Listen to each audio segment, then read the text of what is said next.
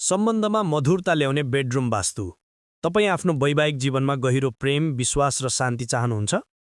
सुमधुर सम्बन्धका लागि golden bedroom vastu tips. 1.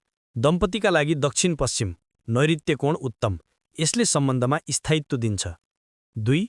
ओछ्यानमा single mattress प्रयोग गर्नुहोस्। 2 म्याट्रेस जोड्नुले भावनात्मक दूरी बढाउँछ। 3.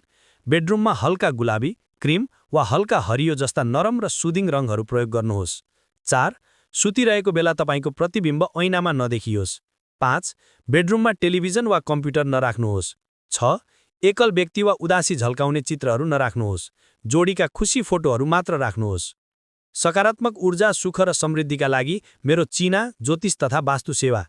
तपाईको प्रेम जीवन र घरको ऊर्जा सन्तुलन गर्न विशेष वास्तु परामर्शका लागि आजै हामीलाई सम्पर्क गर्नुहोस्।